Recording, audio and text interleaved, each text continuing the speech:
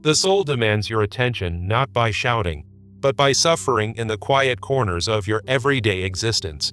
We often believe we are hurt by what happened, but we are mostly hurt by what never got acknowledged. There are invisible wounds within us, longings denied, emotions repressed, and parts of ourselves we never dared to show. In a world that glorifies strength and perfection, vulnerability is hidden like a shameful secret beneath forced smiles. We're taught to push through the pain, suppress our fears, and call it maturity or emotional resilience. But beneath the surface of every "I'm fine" lies a silent scream waiting to be heard, seen, and understood. Carl Jung asked a different question. What if healing does not begin with fixing, but with listening to your inner darkness? What if your anxiety, fatigue, or sadness are not flaws, but messages from a soul you've long neglected? We don't get to healing by silencing our pain. We arrive there by finally letting it speak. Most people aren't broken. They are simply unheard, unseen, and too exhausted to pretend any longer. The soul does not shout to be noticed. It waits for you in the cracks of your most fragile moments. Your deepest suffering is not punishment. It's your soul's way of asking you to return to yourself. The longer we deny our wounds, the more they become ghosts that haunt our behaviors and shape our decisions. We numb ourselves with distractions, chase validation, or overachieve, hoping to bury what refuses to die.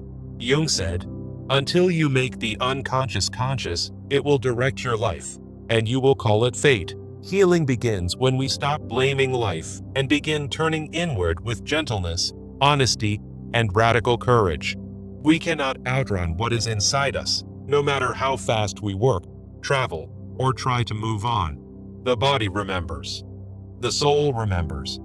Even if the mind forgets, the wound still asks to be healed. You were never meant to carry this alone. Your pain is not weakness. It's a sacred invitation to go deeper. What if suffering is not a failure of the self, but a signal from the soul crying out for integration? There is wisdom in what breaks you, clarity in what confuses you, and renewal in what once destroyed you. Most people seek peace by avoiding discomfort, but real peace is born from embracing the discomfort fully. Sometimes, the soul chooses suffering not to punish, but to awaken you to what truly matters in life. The more you resist the darkness, the more it gains power over your thoughts, actions, and relationships. Suppressed emotions don't vanish. They gather strength in the shadows, shaping your world through unseen hands. Jung believed that what you resist not only persists, it grows deeper roots in your psyche. We do not truly begin to live until we confront what we've been taught to avoid, our own inner void. The quiet ache you feel every morning isn't random. It's the soul reminding you of what's been left unloved. You can't silence the soul by staying busy. It waits patiently beneath your endless to-do lists and obligations. No external success can satisfy a soul that feels unseen, unheard, and disconnected from its original essence. What if your suffering is not something to get rid of, but something to listen to with reverence? You are not here to be perfect. You are here to remember who you are underneath all the forgetting. The healing journey doesn't begin when life gets better. It begins when you stop betraying yourself to belong. Beneath your pain lies a voice that has never given up on being heard. Are you ready to listen now? We spend so much energy protecting the self-image, we forget to nourish the actual self that is crying inside. The soul whispers through insomnia, anxiety, isolation, not to hurt you, but to wake you from spiritual amnesia. Jung wrote, "Your vision will become clear only when you can look into your own heart." You were not meant to be at war with yourself. Healing is not winning. It is finally choosing peace. There is nothing wrong with you. There is only a part of you that longs to come home. And that longing, that ache within, is the soul's first knock on the door of your awareness. Healing does not mean escaping the wound. It means turning toward it with open eyes and a willing heart. Carl Jung believed that the shadow holds everything we've rejected, feared, or denied in ourselves for too long. The parts of yourself you ignore do not disappear. They become the hidden rulers of your reactions and choices. You must learn to sit with what frightens you without trying to fix, flee, or explain it away. The shadow is not evil, it is unloved. It contains your rage, shame, grief, but also your power and truth. Most of us were taught to be good rather than whole, to please rather than feel, to perform instead of be. But the soul craves truth, not performance. It seeks integration, not image. It longs for wholeness, not perfection. Every time you deny your pain, you build a mask that eventually suffocates the real self beneath it. Healing begins when you drop the mask and face what you fear will make you unlovable. You are not too much. Your sadness, anger, and confusion are valid parts of the human experience. Jung said the only way to become whole is to integrate, not eliminate, your contradictions. Instead of fixing yourself, try meeting yourself. Instead of fighting your feelings, try understanding them. Ask yourself, what am I really afraid of feeling? What am I avoiding by staying busy or distracted? The soul speaks through the discomfort. When you feel unsettled, it is often a call for inner alignment. Do not silence your intuition just to be accepted. The price of approval is often self-abandonment. You are not here to live someone else's version of peace. Your path will look different, and that's okay. Healing is not a single moment. It's a lifelong commitment to self-honesty and compassion. When you stop running from pain, you begin to see the wisdom it holds and the freedom it offers.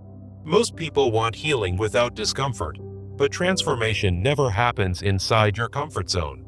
Sometimes the deepest form of love is sitting beside your pain without trying to make it disappear. You can't love yourself selectively.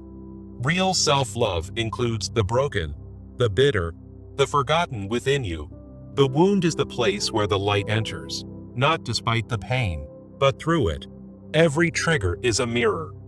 Every discomfort reveals where you've abandoned yourself to survive. Healing doesn't make you someone else. It brings you home to the truth of who you've always been. The moment you stop betraying yourself to please others, your soul begins to breathe again.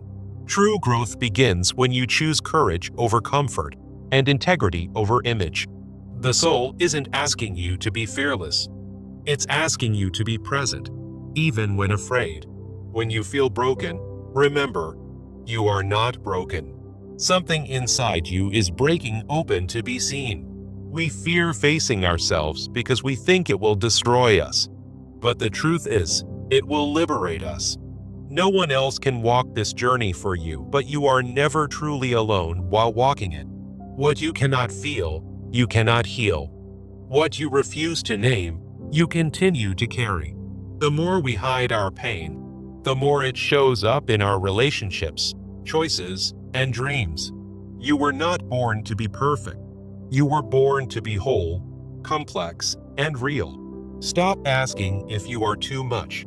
Start asking who taught you to shrink your truth.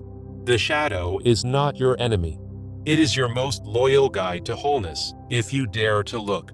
Wholeness requires humility, the willingness to say, "This is me," even when it's messy, even when it hurts. You don't need to fix yourself. You need to feel safe enough to show up as you are. The more you soften toward your pain, the more it transforms into insight, wisdom, and sacred strength. Healing is not linear. Some days you'll fall apart again, and that, too, is part of the path. Don't confuse numbness with healing. Just because you feel nothing doesn't mean the wound is gone. Learn to be curious about your pain, not ashamed of it. Curiosity opens doors that shame keeps locked. Your soul remembers everything you tried to forget, but it also remembers how to heal, grow, and rise. Beneath your shame lives your innocence. Beneath your anger lives your hurt. Beneath your fear lives your longing. The journey inward may be uncomfortable, but it is the only path to true and lasting peace. There is a stillness inside you, beneath all the noise, that has never been touched by fear. Sometimes healing means allowing yourself to grieve who you were when you had to survive. The hardest person to forgive is often the version of yourself that didn't know better. You are allowed to be both healing and hurting, both growing and grieving. This is not contradiction, but truth. No external advice will ever replace the voice of your soul. Learn to listen inward first. Jung said, "He who looks outside dreams.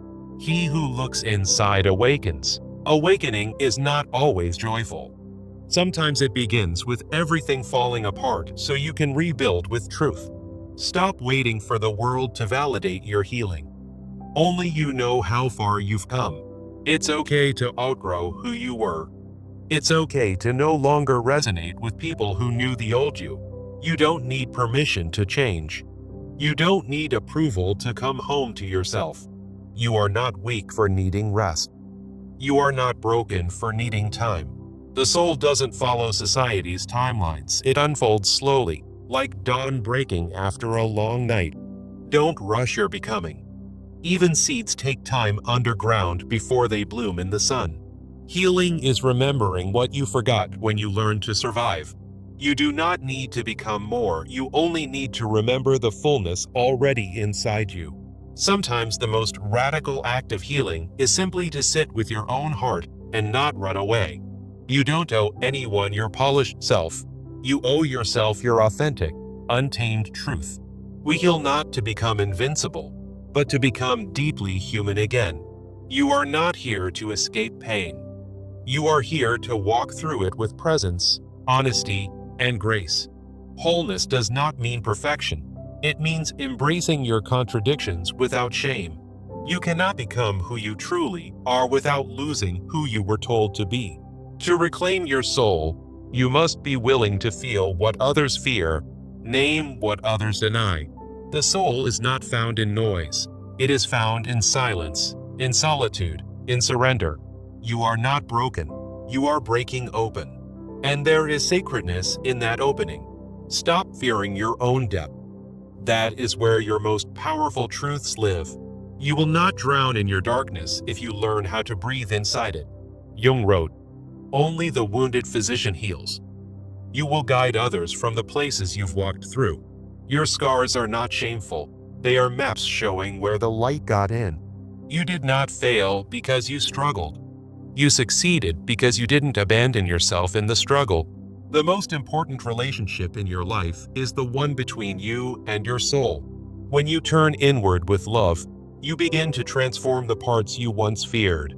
Don't seek healing from someone else's blueprint. Your soul carries its own sacred instructions. Be patient with yourself. Inner wounds require time, tenderness, and repeated returning to the truth.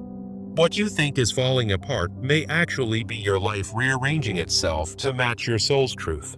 You are not late. You are not lost. You are exactly where your soul needed you to be. Suffering is not meaningless. It is a sacred call to return to the parts of you that were left behind. Wholeness does not mean happiness all the time.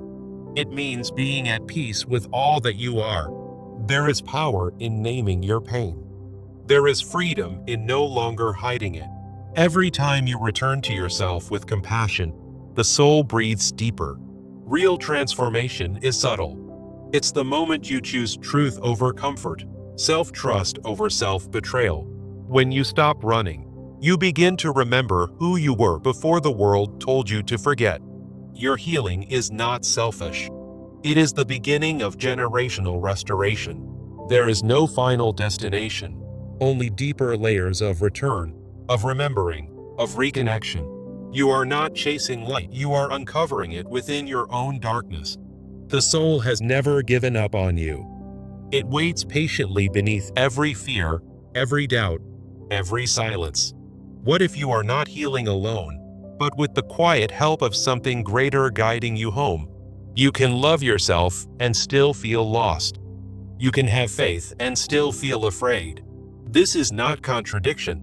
It is the paradox of being human. Stop punishing yourself for not being healed yet. The very fact that you're trying is healing in itself. You deserve peace, not just on the outside, but deep in your bones. No one else needs to understand your healing. Your soul knows exactly why you're walking this road.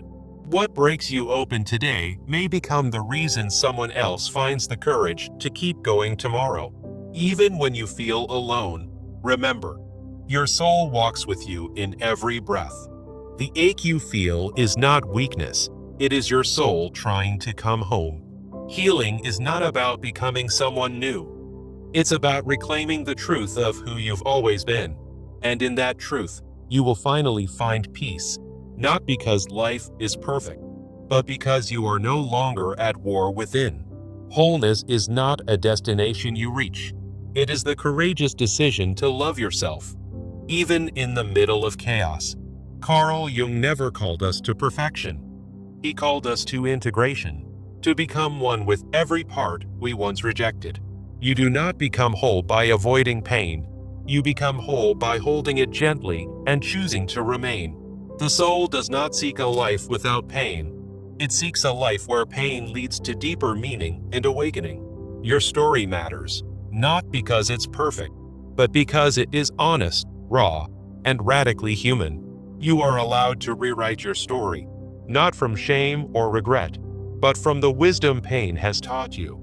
Every part of you, light and shadow, has something to teach, something to give, something to heal in the world. When you reclaim the pieces you once abandoned, you become a mirror for others to do the same. True healing doesn't shout, it hums quietly in the background of a life finally aligned with truth. Don't underestimate the power of a soul that has stopped running and started listening deeply within. In the silence of surrender, you may finally hear what your business never let you feel. Peace. You cannot control what broke you, but you can choose to become the space where healing begins. You no longer have to earn your worth. It was never lost, only forgotten beneath layers of survival. When you love the broken places within you, you become a sanctuary for others still finding their way. The soul is not made whole by being fixed. It becomes whole when it is finally seen, heard, and held. Healing is less about becoming someone new, and more about remembering who you were before the wound. You were never too far gone. Even your darkest nights were chapters in your becoming. When you stop fearing your truth, you start living with a kind of freedom the world cannot offer. The soul speaks most clearly when we stop performing and begin showing up as we truly are. And in that moment of radical honesty, healing stops being a goal and becomes your way of being.